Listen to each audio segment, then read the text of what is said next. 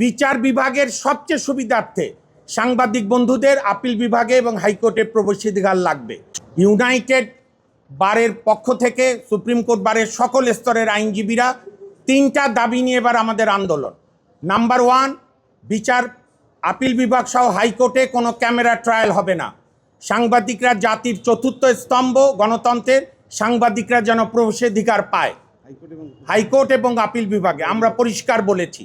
আরেকটি ছিল এক্সিস্টিং যে কজ লিস্ট সেটাকে ছোট করেছিল, আমরা ব্রড লিস্ট বলেছি।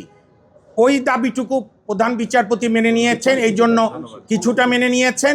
এই জন্য মাননীয় প্রধান বিচারপতিকে আইনজীবীদের পক্ষ থেকে সম্মান, অভিনন্দন এবং তার এই কাজের জন্য আমরা তার কাছে গভীরভাবে কৃতজ্ঞ। এখন রয়ে গেছে দুটি বিষয়, সাংবাদিকদের আপিল বিভাগে প্রবেশ, এইটার সঙ্গে গণতন্ত্র জড়িত, এইটার সঙ্গে আইনের শাসন জড়িত, এইটার সঙ্গে রাইট টু ইনফরমেশন জড়িত। এবং আমরা বলেছি বিচার বিভাগের সবচেয়ে সুবিধার্থে সাংবাদিক বন্ধুদের আপিল বিভাগে এবং হাইকোর্টে প্রবেশাধিকার লাগবে। কালার এক্সপার্ট, জর্জ স্যাপ এবং মাইল্ড অন হ্যান্ডস টেকনোলজি সমৃদ্ধ অরিক্স ক্রিস্টাল ওয়াশ আপনার লন্ড্রি এক্সপার্ট। কারণ নিউজ না থাকলেই, প্রকৃত তথ্য সাংবাদিক বন্ধুরা না দিতে পারলেই গুজবের ডালপালা ছড়াবে, যা বিচার বিভাগ, গণতন্ত্র, আইনের শাসনের পরিপন্থী। আর আরেকটি মেইন, ভার্চুয়াল কোর্টের আসলে কোনো যৌক্তিকতা নাই।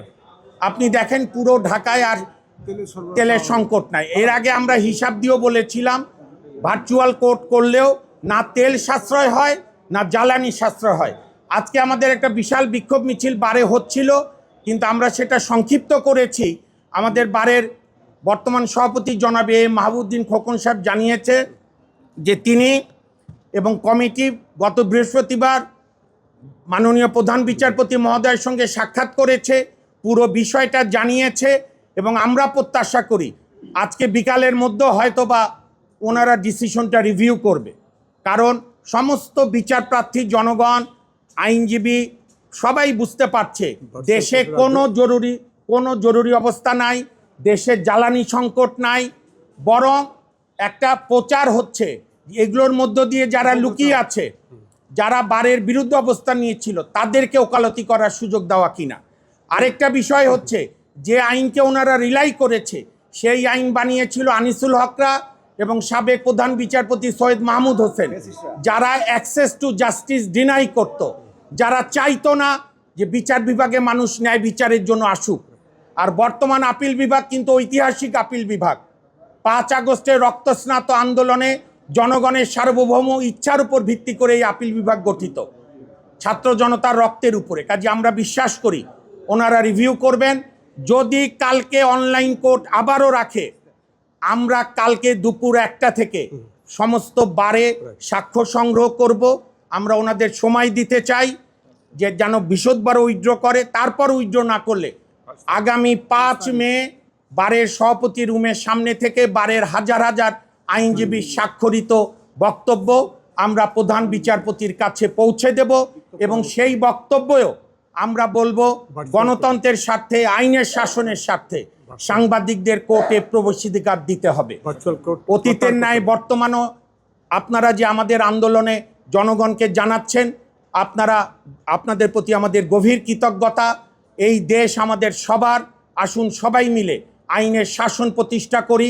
কোনো ডিসিশন রিভিউ করলে কোনো ক্ষতি হয় না, বরং মানুষের মহানুভবতা পরিচয় হয়। প্রথম আপত্তি হচ্ছে প্রযুক্তির সঙ্গে আমাদের কোনো বিরোধ নেই, কিন্তু আদালতের কার্যক্রম এমন একটা বিষয় এবং ওই 2 দিন বুধ বৃহস্পতিবার হয় ফাইনাল হিয়ারিংয়ের সময় জজ সাহেবরাও আপনার ফিল করে না, কমফোর্ট ফিল করে না এবং এর কোনো প্রয়োজন নেই।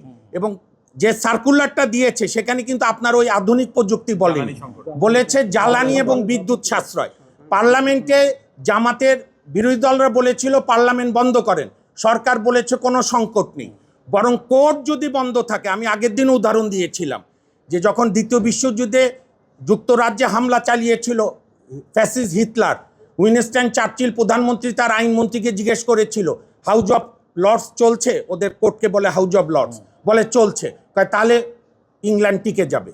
সুতরাং বিচার বিভাগকে সংকুচিত করা এটা কোনো অর্থেই কাম্য না, বরং সরকারকে বিপদগ্রস্ত করা। শোনেন, আমাদের লক্ষ্য আন্দোলন শো না, আমাদের লক্ষ্য কর্মসূচি আমাদের বাস্তবায়ন।